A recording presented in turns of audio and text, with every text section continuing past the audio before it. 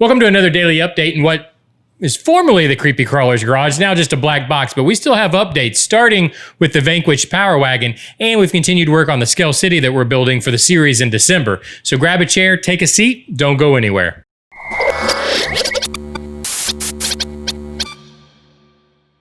Last update, we talked about adding headlights to the Vanquish Powerwagon. The customer had sent in some headlights that they wanted mounted to the front fender to give it some light out front, which seemed like a pretty straightforward job. Basically, all we have to do, just screw these to the front fender, plug them in, good to go. Well, you could do that, but the problem is when you screw them just to the fender, they basically point at the ground right in front of the truck. Because of the way this fender is curved and where they mount, where these mounting points are, if I was to just mount them right there, they basically just point straight at the ground instead of out front of the vehicle, giving illumination out front. We're just illuminating the ground directly in front of the truck. So we didn't really want that. We wanted them to aim more forward like a headlight. So we came up with a pretty simple solution. Let me flip the truck around. I can show you what we did. So here's the one that we've got mounted up. And all I did was make a little mounting plate and 3D printed it. So I don't know if hopefully you can see this. Let me see if I can get the camera to focus on it. Let's see here. There we go. So basically it's just a little wedge. So this wedge, and then I've got the holes, one hole for the wires and one hole for the mounting bolt. So that wedge just gives it that little bit of angle we need. In fact, let me turn it so you can see here. We still have them pointing a little bit down, right? Because we don't want it pointing straight ahead. So we have them going just a little bit down, but much more out in front of the vehicle instead of if it was mounted just directly to the fender. Here, I can show you with this one. Actually points it basically at the ground. So instead, we've got it shooting out in front of the truck. So a super simple solution. And if you run into something like this on a vehicle you're working on, again, just make you a little wedge. And to be honest, it cleans up the mounting on it to me. So where the wires enter the fender and where the mounting bolt is. Let me see if I can flip this. This truck is so heavy. Let me see if I can flip it. You can see it really cleans up that mounting point too. So I think it's a solution that worked. I think that pretty well has the Vanquish Powerwagon finished. I'm not sure if the customer wants to do tail lights. They'll let me know if they do want to do tail lights, we'll add that to it. Otherwise, we'll try to get this thing out on the trail pretty soon. We've also continued working on Willys Bar Grill that we're building for the city that's going to be in the CCG 3000 AD series. We're filming in December. So this is just going to be one of the businesses or one of the buildings in the entire city that we're building that we're going to be filming in. And I just wanted to get you guys updated on this. So now I think I've got all the pieces for the lower wall printed out. So keep in mind, there's going to be windows here. There's going to be windows here. This is going to keep going way up. In fact, there's going to be apartment living above this. This is basically just the trim at the bottom of the building that I've 3D printed. The rest of this is going to be out of clear acrylic and MDF. But this gives us the layout. Now, hopefully you can visualize what I was talking about, how the door is going to be sunk in. So there's going to be an overhang coming back over top here. It goes up this way, and then that's where the sign is up top. So just think about a wall here and then other walls, or a ceiling here, that is, and then walls on the side. You can see how the door is going to be sunk in, and this is going to give us a place for something like a doorman to stand, to give entry and exit, that kind of thing. But it also gives it dimension. So when we come driving by or pulling up, the background behind the vehicles as they drive by, and while the people are out front or the little figures are out front, it gives depth to this building.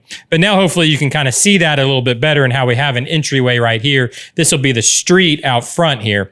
So the pieces that I were needing were the inside corner and the shorter walls you can see here. Now you can also see the difference. These have been painted, but I haven't done any of the weathering. So you can kind of see the difference between what it looks like weathered and what it looks like just flat paint. So I still got to weather this stuff yet. Once that's done, I'm actually going to glue all this up. And this gives me the backbone or the skeleton or the structure to then start building off of. And this whole front fascia that we're going to be building, which by the way goes up about 4 feet, just to give you the idea, the scale of this. It's 2 foot wide, 4 foot tall. So that's kind of the scale we're working with. And this is just one building. So just giving you the scale. But as soon as I can get all that glued up, put together, basically this whole front fascia is actually going to be removable. So we'll be able to I'm probably going to use magnets and things like that to hold it in place. So when we shoot an exterior scene, that the front fascia will be there. When we need to shoot interior, because this is going to go back that way 4 feet, again 2 foot wide. So we're going to have 4 foot of depth that we're going to be is all going to be bar and grill, right? The interior setting of it. So this whole front fascia will come off, and then we can film on the inside. I'll be able to get cameras in there. We'll be able to get the figures in there and do the stop motion inside for interior shots. So that's what we're going to be working on coming up next. And we made our first hire.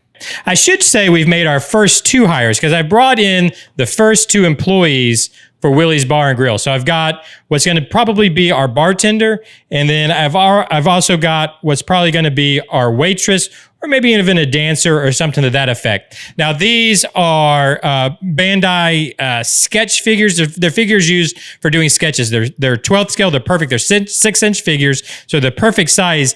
And the way they look, I love the way they look, because they look like androids already. So the idea is this is going to be an android bartender and an android waitress / dancer / entertainer, whatever they're going to be. So the bar, because this is a very dangerous city, this is the apocalypse, but it is a cyberpunk world, so it's high tech, it's high technology, but it is the apocalypse. Willie doesn't want to be tending bar himself. That's going to be too dangerous. So he has his android do it for him. So basically that's what these 2 folks are going to be here. They're going to be 2 androids that are going to be the employees of the bar, bartender, and waitress.